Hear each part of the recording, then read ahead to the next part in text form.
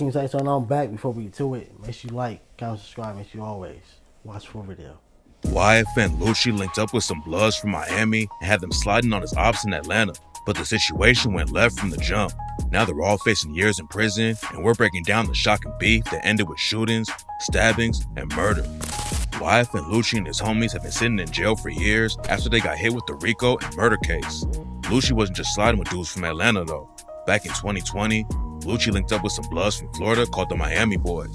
They started making music with a rapper from the crew called CP3, and court documents say that they helped Lucci film music videos in a part of Miami normal dudes can't visit. CP3 and his homie Lizm Liddy both rep a blood set called 13th Ave, aka Bloodhounds or BH. BH is one of the most notorious gangs in North Miami, and this isn't the first time CP3 has spent time locked up. He was arrested back in 2015 for weapon possession and running from the cops. Then a couple years later, he caught a robbery charge and was locked up until 2020. Going to prison obviously didn't slow him down at all though, because a few months later, he was in Atlanta shooting at Lucci's ops. In December 2020, YFN Lucci, his homie James Adams, CP3, and Liddy. I don't know, it's like seeing people do this, like, or hearing of people do this type of stuff and knowing, like, all right, seeing that you were still trying to be a rapper at the same time, it's crazy. It's like, bro, people gotta understand, you cannot be in the spotlight and doing stuff that's supposed to be done in the dark. It does not work. It don't work. When sliding into op territory, according to reports, Adams was recording the whole thing on his cell phone, but he had no idea that he was about to lose his life. They spotted some dudes on the street, and that's when CP3 and Adams leaned out of the whip and started letting off shots. They caught one of the dudes in the stomach, but the other side busted right back and hit Adams in the head. YFN Lucci was the one driving, and he sped off when the ops started shooting back. Adams might have survived, but instead of taking him to the hospital, his homies pushed him out of the whip and left him to die in the street. A witness found Adams bleeding out on the road and called 911 for help. She told the operator that he was still alive, but by the time they got to the hospital, it was already too late, and James Adams was pronounced dead that day. It's not clear exactly how the cops were able to track Lucci and the other dudes down so fast, but in January 2021, police issued warrants for the three of them, and Lucci turned himself in. Rumors say that Adams basically recorded everything before he was shot, so if the cops found his phone after his homies left him in the street, they probably had everything they needed to make the arrest.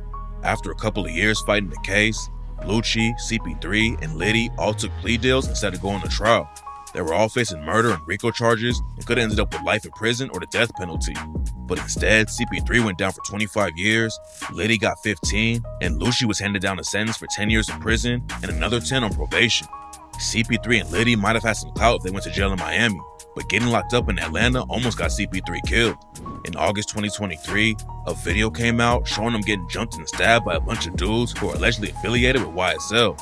Luckily, CP3 made it out alive, but he's not the only one who almost died. After Lucci got locked up, someone tried to shank him behind bars, and Lucci claimed there was a bag on his head. According to reports, two YSL affiliates named Big Briss and Antonio Sumlin asked Young Thug for permission to kill Lucci, and a YSL affiliate named J-Man is the one who allegedly stabbed him. The war between YFN Lucci and Young Thug's YSL crew has been going on for years, but back in the day, everyone was cool with each other. Young Thug and Lucci both came up in an area of Atlanta called Zone 3. Back in the day, Thug repped a blood set called the ROC crew, aka Raised on Cleveland. Then Thug later made his own lane and started YSL. Lucci grew up pretty close to where Thug is from, but he repped a blood set called Atlanta Blood Gang or ABG, which is also under the umbrella of the Inglewood Family Bloods. Lucci wasn't even trying to be a rapper and was focused on making money in the streets, but his brother K convinced Lucci to hop in the booth and start the YFN movement. One of Lucci's biggest supporters back then was a dude named Big Nut. Nut was known all over the city and had ties to everyone, including Thug and ROC Bloods.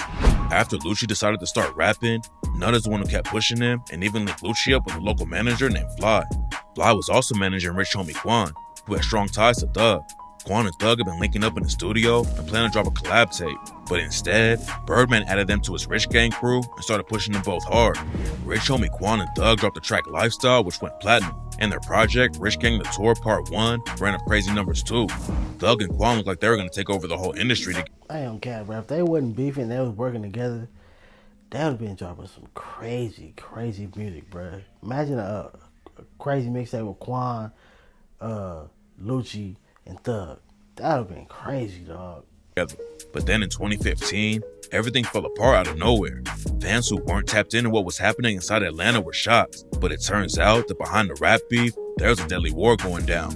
In January 2015, Big Nut was standing outside a barbershop when shooters rolled up and shot him to death. Rumors were flying from the jump that YSL was involved somehow, but it took years for the cops to make any arrests. Now, 5 YSL affiliates have been charged, and the cops say that Thug is the one who rented the car used for the hit. Rich Homie Quan announced he was leaving Rich Gang just a couple months later. Some people think it all started with Big Nut dying, but Thug might have actually been involved with Quan's dad getting shot too. A few months before Big Nut was killed, Quan's dad was shot inside a barbershop and barely survived, and according to some paperwork that leaked, Rich Homie Quan thought Thug had something to do with it. Quan's dad allegedly had issues with Birdman and didn't want Quan to sign with him, and that's why Birdman and Thug allegedly wanted him dead. Quan rapped about his dad getting shot on the track Daddy and said, "When I see him in that ICU room, boy, you know I went crazy, because I couldn't see my daddy like that. That's my baby. In other words, he my best friend. Talk to him daily. Did it to him, I hope they praying to God, but he can't help you in this situation." If Rich Homie Quan thought Young Thug was involved with his dad getting hit up, it makes sense that he would fall back from him. Their beef left a lot of fans disappointed, but Thug and YFN Lucci's war was about to leave a lot of bodies in the street. The first time fans heard about the beef was when Lucci started sending shots at Thug on social media. He made posts about hooking up with Thug's fiancée, Jerica Carlea, and even posted some alleged DMs where they were talking about taking a shower together. Thug didn't really clap back at first. He just tweeted a shout out to Lucci and called him a young king and said he was trying to get on. Then Lucci took the disrespect to another level by tweeting a video of Thug's daughter with the caption, #LongLiveNut Forever. Everything cooled off for a while. Lucci and Thug went back to popping off in the industry with their own careers. Young Thug dropped his mixtape Jeffrey in 2017 and ran up huge numbers.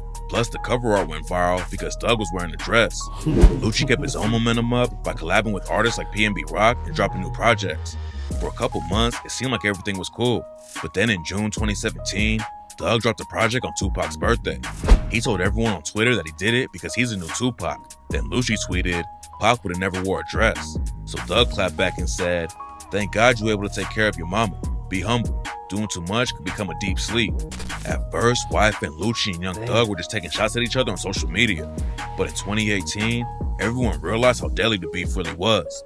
Thug's homie YSL Duke was leaving a strip club in Atlanta when 2 dudes started following him. Duke knew something was up and turned around to see who it was. And that's when one of the dudes upped his strap and started letting off shots. Duke ran behind the vehicle while the shots were popping off and managed to get away without getting hit. Someone later got booked for the shooting, and rumors were going around that Duke had snitched on him. But then some paperwork came out that proved he wasn't working with the cops. Thug and Lucci went back to the social media beef, and Thug said he was going to slap Lucci the next time he saw him.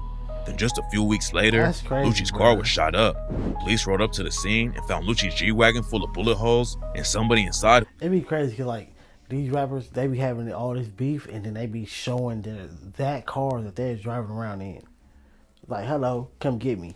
Like, and then when it comes to, like, yes, y'all might be in a different tax bracket, but at least for them, y'all in the same city, in the same industry. It's like when you're in the same industry with somebody, it's like you're going to the same school with somebody.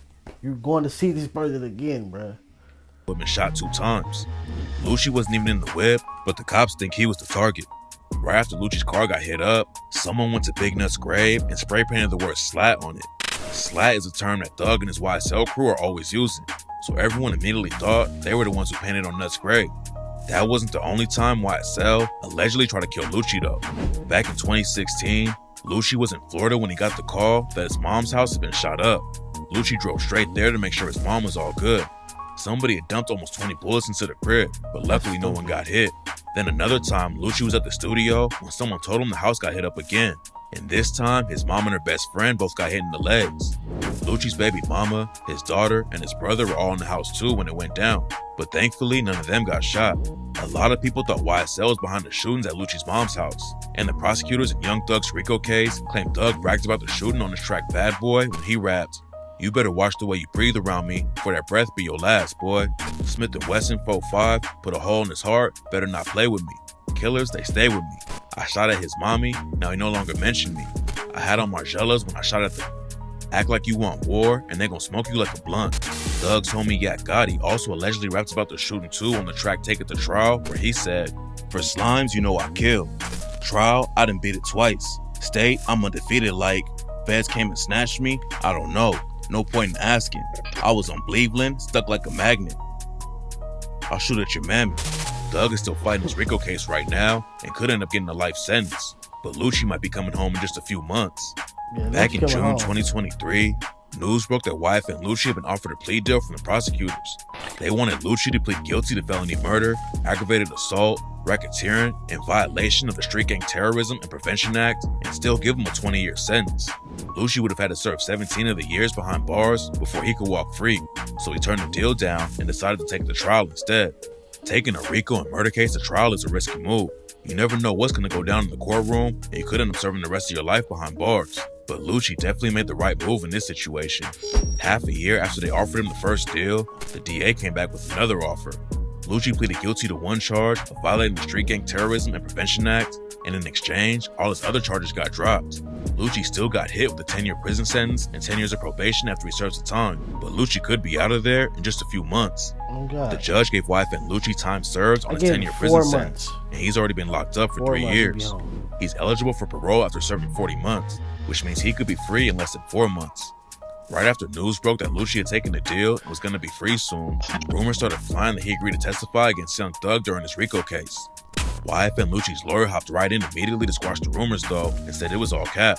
According to him, Lucci has nothing to do with Thug's case, and Lucci told the prosecutors over and over again that he doesn't know anything about the situation Thug is facing. While Lucci was accepting his plea deal, he apologized to the family of James Adams and said his heart goes out to them. First off, I want to say my heart goes out to my friend James Adams and his family. Then he apologized to his own friends and family for putting them through this crazy situation for the last few years. Also, I want to apologize to my family and my friends for putting them through this stressful process. It turns out that Lucci might not be the only one coming home soon. After the news broke that CP3 was hit with a 25-year sentence, he hopped on social media and said, "All you thought it was over for me," with a bunch of laughing emojis. It's not clear where his case really stands, but it sounds like there's more going on behind the scenes that nobody knows about yet. So tap in for updates when more info comes out. Yeah, you gotta always remember, even when a person gets sentenced to a whatever type of time, it's always different laws changing every year, every couple of months probably. So somebody might get 20 years, you might see him home in 15, or might see him home in 3. You never know. Catch the next one.